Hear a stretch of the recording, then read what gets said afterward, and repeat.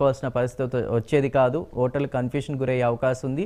ఈ నేపథ్యంలో అంటే ఏ స్థాయిలో అయితే జనసేన గాజు గ్లాసు సింబల్ని ప్రచారంలో చెప్తూ వస్తుందో ఒక సినిమాటిక్ వేలో కూడా పవన్ కళ్యాణ్ చెప్పారు. అయితే అది ఒక రకంగా ఇండిపెండెంట్ ఎవరైతే ఉన్నారో రెబల్స్ వాళ్ళకి ఒక వరంగా మారే అవకాశం ఉంది. మరి ఈ స్థాయిలో మరి ఎలా ముందుకు వెళ్ళబోతుంది జనసేన అనేది మీ మాటలో? సరే, ఇప్పుడు ఆల్రెడీ మన తెలుగుదేశం మిత్రులు చెప్పినట్టు ఆల్రెడీ కేటాయించిన దాని గురించి మేము ఇప్పుడు ఆలోచించే దానికంటే కూడా బ్యాలెట్ క్రమంలో అభ్యర్థి సంఖ్య ఏంటి అన్నది ప్రతి నియోజకవర్గంలో మేము గట్టిగా ప్రజల్లోకి తీసుకువెళ్ళబోతున్నాం. అలాగే ఇందాక మిత్రులు వేణుగోపాల్ గారు అన్నట్టు ప్రజలకి మెమరీ లాస్ ఉందా, ఇంతకు ముందు జరిగినవన్నీ మర్చిపోయారా, ప్రజలు ఏమైనా మెమరీ లాస్ లేదు అని అన్నారు. అవునండి, ప్రజలకు నిజంగానే మెమరీ లాస్ లేదు. సిపిఎస్ రద్దు చేస్తామని చెప్పి దాని విషయంలో మడమ తిప్పేసినందుకు ప్రజలకు ఏం మెమరీ లాస్ లేదండి. ఉద్యోగస్తులు అందరూ బాగా గుర్తుపెట్టుకుంటారు, బాగా గుర్తుపెట్టుకుని ఏం చేయాలో మీకు ఎలక్షన్స్ లో అదే చేసి చూపిస్తారు. అలాగే టీచర్ల విషయంలో కానీ ప్రభుత్వ ఉద్యోగులు అందరూ కూడా టైంకి జీతాలు అందని ఉద్యోగులందరూ కూడా వాళ్ళు సింబల్స్ తోటి ఏం కన్ఫ్యూజ్ అవ్వరండి. చాలా జాగ్రత్తగా క్లారిటీగా చూసుకుని దేని గుద్దాలో అదే చేస్తారు. అలాగే మద్యపాన నిషేధం విషయంలో కూడా మహిళలందరూ కూడా మెమరీ లాస్ లేదండి, బాగా గుర్తు పెట్టుకున్నారు. మీ ప్రభుత్వం చేసిన సంపూర్ణ మద్యపాన నిషేధం అని చేసిన వాగ్దానాన్ని తుంగలో తొక్కి ఈ రోజు కల్తీ బ్రాండ్లతోటి మద్యాన్ని డబుల్ రేట్లకు అమ్ముతూ మహిళలను మోసం చేసిన జగన్మోహన్ రెడ్డి గారికి మహిళలు, అలాగే డ్వాక్రా మహిళలు, అంగన్వాడీలు వీళ్ళందరూ కూడా చాలా జాగ్రత్తగా గుర్తు పెట్టుకుని మరి ఫ్యాన్ పార్టీకి ఖచ్చితంగా బుద్ధి చెప్తారు. ఎందుకంటే సింబల్స్ కన్ఫ్యూజ్ చేసి లేదంటే అభ్యర్థుల పేర్లు కన్ఫ్యూజ్ చేసినా ఈ రోజు ఓటర్లు ఎలా ఉన్నారంటే జగన్మోహన్ రెడ్డి గారిని ఖచ్చితంగా పదవిలోంచి దించాలి, అధికారంలోంచి వైసీపీ ప్రభుత్వాన్ని దించాలి అనే ఒక దృఢమైన సంకల్పంతో వాళ్ళు బ్యాలెట్ నెంబర్లు మేము వెళ్తుంటే ప్రచారంకి వెళ్తుంటే ప్రజలు అడుగుతున్నారు, నెంబర్ కరెక్ట్ గా చెప్పండి, మాకు మేమేం కన్ఫ్యూజ్ అవ్వకుండా మాకు ఒక మోడల్ బ్యాలెట్ చూపించండి అంటే ప్రజలందరూ కంకణం కట్టుకున్నారండి. ఈ రోజు ప్రభుత్వాన్ని ఎట్లా అన్నా గద్దెదించాలని ఎన్ని జిమ్మిక్కులు చేసినా, ఎన్ని కుయుక్తులు చేసినా, ఎంత అధికారులని మేనేజ్ చేసినా, ఏం చేసినా కూడా ప్రజలందరూ చాలా జాగ్రత్తగా ఈసారి మాత్రం ఫ్యాన్ గుర్తుకి ఫ్యాన్ పార్టీని ఇంటికి పంపించే క్రమంలో ఉన్నారు. మేబీ మీరంటూ ఇందాక మిత్రులు అన్నారు కదా డిపాజిట్లు కోల్పోయారని, మేబీ నెక్స్ట్ వైసీపీ ప్రభుత్వానికి అదే రావచ్చు. ఒక ల్యాండ్ స్లైడ్ విక్టరీ వచ్చిన వైసీపీకి ఈ రోజు ప్రజల్లో తీవ్ర వ్యతిరేకత వచ్చి వాళ్ళకి ఓటింగ్ పర్సంటేజ్ విపరీతంగా పడిపోతుందని భావిస్తున్నాం. అన్ని వర్గాల ప్రజలు కూడా మీరు ఇచ్చిన హామీలన్నీ నిలబెట్టుకోలేని పరిస్థితుల్లో పోలవరం నిర్వాసితులకు కూడా ఈ రోజు వరకు న్యాయం జరగలేదు. పోలవరం కడతానని చెప్పి ఆ హామీని ఇప్పటి వరకు కూడా పోలవరం కట్టలేకపోయారు. బందర్ పోర్టు విషయంలో కానీ, రైల్వే వైజాగ్ కి రైల్వే జోన్ విషయంలో కానీ, విశాఖ స్టీల్ ప్లాంట్ విషయంలో కానీ, అంటే కొద్ది మంది సింబల్ కోసం కన్ఫ్యూజ్ అయ్యే కొద్ది శాతం ఓటర్లు తప్ప మిగిలిన వాళ్ళందరూ చాలా పర్ఫెక్ట్ గా ఏం చేయాలో గవర్నమెంట్ కి అదే దించే క్రమంలోనే ఉన్నారు. ఖచ్చితంగా కూటమి అభ్యర్థుల సింబల్ ఏమున్నది, ఆ క్రమ సంఖ్య ఏమున్నది తెలుసుకుని మరి వెళ్ళి ఓటు వేసే పరిస్థితులు ఉన్నాయండి. కొద్ది మందికి మాత్రం కొద్ది మందికి కూడా మేము ఈ 10-12 రోజుల్లో ఖచ్చితంగా వాళ్ళకి అవేర్నెస్ తీసుకొస్తాము. మాకు ఆ భయం ఏం లేదండి. ఇప్పుడు కేటాయించారు, ప్రీ సింబల్ కేటాయించారు అన్న దాని గురించి ఆలోచించే కంటే కూడా మా అభ్యర్థులకి ఓటింగ్ ఎలాగ వేయాలి, కన్ఫ్యూజ్ అయ్యే ఓటర్లకు ప్రత్యేకంగా వాళ్ళు ఎలాగ అవేర్నెస్ తీసుకురావాలన్న దాంట్లో మేము ముందుకు వెళ్తామండి. జగన్మోహన్ రెడ్డి గారికి ఒక్క నిమిషం అండి, జగన్మోహన్ రెడ్డి గారు తెచ్చిన ల్యాండ్ టైటిలింగ్ యాక్టే ఈ రోజు జగన్మోహన్ రెడ్డి గారికి శాపంగా మారబోతుంది. ఆయనకి ప్రతి ఒక్కళ్ళు కూడా ల్యాండ్ టైటిలింగ్ మారిపోతుంది, ఆయన అధికారంలోంచి దిగిపోబోతున్నారు. రైట్ సుజాత గారు. రైట్ వేణుగోపాల్ గారు, ల్యాండ్ టైటిలింగ్ యాక్ట్కి సంబంధించి కూడా మీరు అన్నట్టు కేంద్ర ప్రభుత్వం తీసుకొచ్చినప్పటికీ కూడా 13 రాష్ట్రాలు దాన్ని అమలు చేయడానికి సిద్ధంగా ఉన్నా కూడా ఆంధ్రప్రదేశ్ ప్రభుత్వం మాత్రం వాళ్ళకు అనుకూలంగా ఏదైతే ఒరిజినల్ డాక్యుమెంట్స్ని వాళ్ళ దగ్గర పెట్టుకుని జిరాక్స్ కాపీలు వాళ్ళకి ఇచ్చేటువంటి పరిస్థితి, అటు ప్రభుత్వ రంగంలో భూములన్నీ కూడా ఏవైతే ఉన్నాయో అవి తాకట్టు పెట్టి అప్పు తెచ్చే పరిస్థితి నుంచి ఇప్పుడు ప్రైవేట్ రంగంపై కూడా పడ్డారనేది వినిపిస్తున్నటువంటి మాట. దాని గురించి మీరు మాట్లాడదురు. కానీ అయితే ఇప్పుడు సుజాత్ గారు ఏం చెప్తున్నారంటే హామీలు అమలు చేయలేదు, పథకాలతో ఏ ప్రభుత్వం అయినా వస్తే పథకాలతో ముందుకు వెళ్తారు, పథకాలు చూసి జనాలు ఓట్లు వేయట్లేదు, ఇచ్చిన హామీలన్నీ కూడా తొంగలో తొక్కారు కాబట్టి జగన్కి వ్యతిరేక పవనాలు వీస్తున్నాయి. వైఎస్ఆర్సీపీ ప్రభుత్వానికి కూడా ఓట్ల శాతం తగ్గే అవకాశం ఉందనేది చెప్తున్నారు. మీరేమంటారు దానిపై? మీ కామెంట్ ఏంటి? సార్, ఇప్పుడు జనసేన నాయకులు చెప్తున్నారు జగన్మోహన్ రెడ్డి గారు ఇచ్చిన హామీలు ఏమి అమలు చేయలేదని. ఏదో సిపిఎస్ రద్దు చేస్తానని, మద్యపానం, పోలవరం గురించి మాట్లాడుతూ వచ్చారు. ఇంపార్టెంట్ ఏంది, పోలవరం గురించి మాట్లాడుతాం.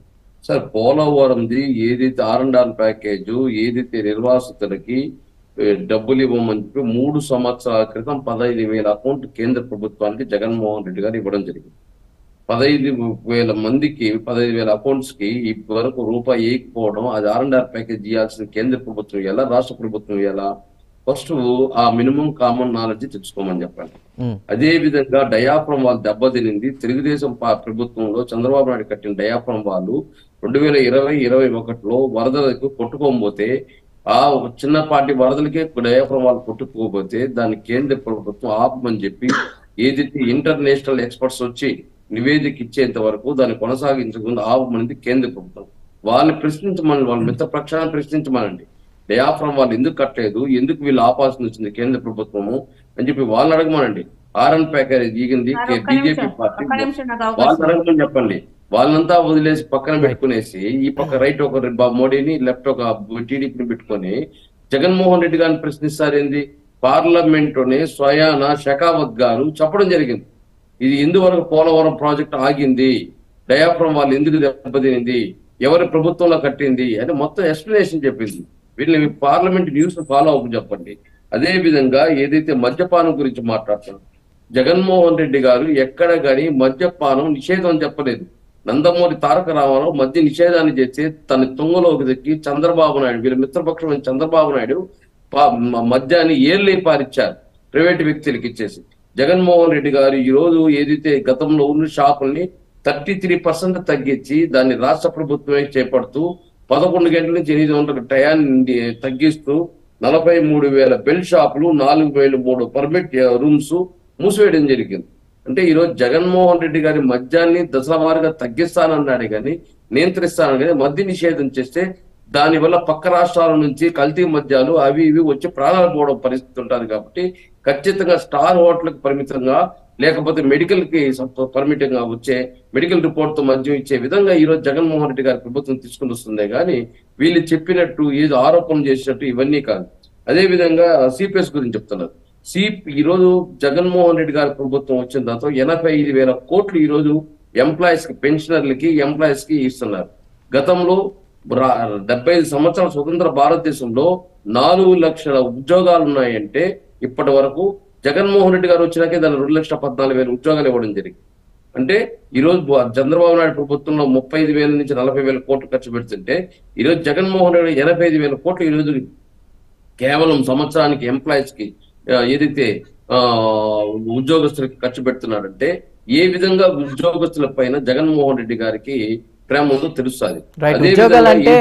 ఉద్యోగాలంటే రైట్ వేణుగోపాల్ గారు, అది కాదు, మీరు కొన్ని విషయాలు మాట్లాడారు, దానికి ఒక క్లారిటీ ఇవ్వాలి. ఉద్యోగాలు ఇస్తే సుజాత్ గారు ఒక్క నిమిషం, సుజాత్ గారు ఒక్క నిమిషం, ఉద్యోగాలు ఇస్తే యువత ఎందుకు రోడ్ల మీద తిరుగుతోంది? సిపిఎస్ దానికి సంబంధించి కూడా మీరు చెప్పినటువంటి మాటలను వింటే వాళ్ళందరూ కూడా ఈ రోజు రోడ్లకి ఉద్యమాలు చేయాల్సినటువంటి పరిస్థితి ఏంటి? మారువేషాలు వేసుకుని వచ్చి. ఎస్, దీనికి సంబంధించి అసలు సుజాత్ గారు మీరు ఏదో క్లారిటీ చెప్పండి. ఇప్పుడు ఒక సంవత్సరం 30 లక్షల మంది ఉద్యోగస్తులు వస్తారు. ఆ 30 లక్షల మందికి నిరుద్యోగులు చదువుకొని వస్తారు. వాళ్ళకందరూ ప్రభుత్వ ఉద్యోగాలు ఇవ్వాలంటే ఇక్కడ ఉన్నాయి అవైలబుల్, దేశ వ్యాప్తంగా ఉన్నాయి. ఆ విధంగా ఒక ఎగ్జామ్ పెడితే వాళ్ళ మెరిట్ అనేది బయటకు వస్తుంది కదా. ఎవరు ఎగ్జామ్ రాస్తే రిజల్ట్ ని బట్టి ఉద్యోగాలు వస్తాయి. అవును సార్, ప్రభుత్వ ఉద్యోగాలు అన్ని ఉండవు. మనకి ఇప్పుడు 4 లక్షలు, ఇప్పుడు స్వతంత్రం వచ్చినప్పటి నుంచి ఇప్పటి వరకు 4 లక్షల ఉద్యోగాలు ఇచ్చాయంటే జగన్మోహన్ రెడ్డి గారు వచ్చినాకే 2,14,000 ఉద్యోగాలు ఇచ్చారు. అవి 4 లక్షలు అయినాయి. అదేవిధంగా అవుట్ సోర్సింగ్ ఉన్నాయి. అదేవిధంగా కాంట్రాక్ట్ బేసిస్ టోటల్ 10 లక్షల ఉద్యోగాలు ఉన్నాయి. అంటే ప్రతి ఒక్కదాన్ని ఏదైతే చదువుకుని వచ్చేవాడు ప్రభుత్వ ఉద్యోగం వీలేం కదా.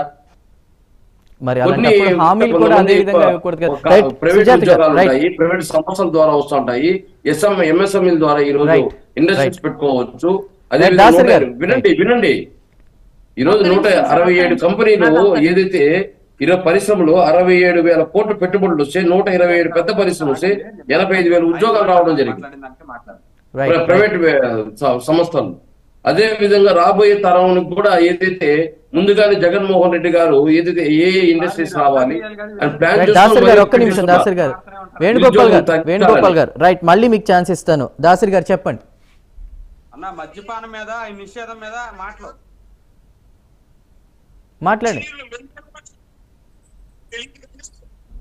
ఆడియో సరిగా లేదు దాసరి గారు. జగన్ గారు ప్రామిస్ అన్న, ఇది ఒకసారి మద్యపానం మీద వినండి. వేణు గారు ఏమీ మద్యపానం గురించి మా మేనిఫెస్టో చూడండి. రైట్, ఆడియో సరిగా లేదు దాసరి శేష్ గారు. మేనిఫెస్టో చూడండి. నాకు అవకాశం ఇవ్వండి సార్, ఒక్క నిమిషం. రైట్, చూడండి. రైట్, సంపూర్ణ మద్యపాన నిషేధం చేస్తానని జగన్మోహన్ రెడ్డి గారు హామీ ఇచ్చారు. ఒక్కసారి వేణుగోపాల్ గారిని వెళ్ళి అది చూడమని చెప్పండి. వాళ్ళు ఇచ్చిన హామీలు అధికారిక ఖాతాల్లో ఉన్నాయి. చూడమని చెప్పండి. సంపూర్ణ మద్యపాన నిషేధం చేస్తామని చెప్పారు. 5 స్టార్ హోటల్ కు మాత్రమే పరిమితం చేస్తా అన్నారు. ఈ రోజు మరి జరుగుతుంది ఏంటి? రాష్ట్రంలో బెల్ట్ షాపులు కానీ మద్యం షాపులు కానీ విచ్చలవిడిగా ఉండి రకరకాల పిచ్చి బ్రాండ్లతోటి, పైగా ఇంకొక 5 ఏళ్ల వరకు కూడా మద్యపాన నిషేధం చేయడానికి వీలు లేకుండా మద్యం బాండ్లను తాకట్టు పెట్టేసింది ప్రభుత్వం. దీని గురించి ఏమంటారు? ఇంకా పోలవరం గురించి మాకు నాలెడ్జ్ లేదంటారు. జగన్మోహన్ రెడ్డి గారు ఇచ్చిన హామీల గురించి ముందు ఆయన్ని నాలెడ్జ్ తెలుసుకుని ఒకసారి చదువుకుని రమ్మనండి. ఎందుకంటే డయాఫ్రమ్ వాల్ గురించి నాకేం తెలియదు. నేను మొదటి నుంచి జలవనరుల శాఖ ఇరిగేషన్ శాఖ మంత్రిగా ఉన్న అంబటి రాంబాబు గారు చేసిన కామెంట్స్ ఏంటి? నాకు ముందు నుంచి నాకు ఈ శాఖ గురించి తెలియదు, నాకు డయాఫ్రమ్ వాల్ గురించి తెలియదు అన్నారు. మరి 22 మంది ఎంపీలను పెట్టుకుని మీరు పార్లమెంట్ లో చేసిందేంటి? పోలవరంకి జాతీయ హోదా ఎందుకు కల్పించలేకపోయారు? పోలవరంకి ఇచ్చిన కేంద్ర ప్రభుత్వం ఇచ్చిన నిధులు కూడా మీరు ఎందుకు ఖర్చు పెట్టలేని పరిస్థితి ఉంది? ఇంతకు ముందు చేసిన చంద్రబాబు గారి గురించే మీరు విమర్శించేటట్టయితే మీరు మళ్ళీ ప్రభుత్వంలోకి వచ్చి ప్రజలు మిమ్మల్ని ఎందుకు ఎన్నుకున్నారు? అంతకుముందు ప్రభుత్వం చేయలేదు అంటే ఏదో చేస్తారనే కదా మీకు అవకాశం ఇచ్చారు ప్రజలు. మరి అది మానేసి మీరు ఉద్యోగాలు అంటున్నారు. ఇంకా 2 లక్షల ఉద్యోగాలు, అసలు సిగ్గుచేటండి. అంటే రాష్ట్రంలో యువతను మీరు అవమానిస్తున్నారా? 5,000 రూపాయలు ఉద్యోగాలు ఇచ్చేది, అవి 2 లక్షల ఉద్యోగాల కింద మీరు కౌంట్ తీసుకుంటారా? అంటే రాష్ట్రం మాత్రం ఆస్తులు మాత్రం విపరీతంగా మీకు ప్రభుత్వంలోకి వచ్చిన తర్వాత విపరీతంగా పెరిగిపోవచ్చు, కానీ రాష్ట్రంలో యువత మాత్రం చెప్పండి అమ్మా. 2014 నుంచి 2019 వరకు మీరు పొడిచింది కూటమి ఏమి చెప్పలేరు. వేణుగోపాల్ గారు ఒక్క నిమిషం, వన్ బై వన్ మాట్లాడుతూ వేణుగోపాల్ గారు ఒక్క నిమిషం. జాబ్ క్యాలెండర్ ఇస్తా అన్నారు. ప్రతి సంవత్సరం జాబ్ మోసం చేయలేదు.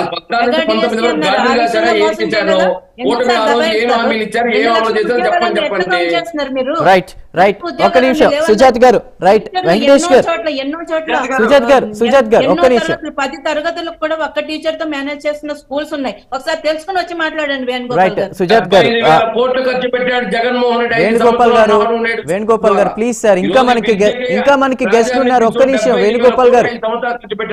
మీ నాయకుడు మీ దత్త తండ్రి ఎంత ఖర్చు పెట్టాడు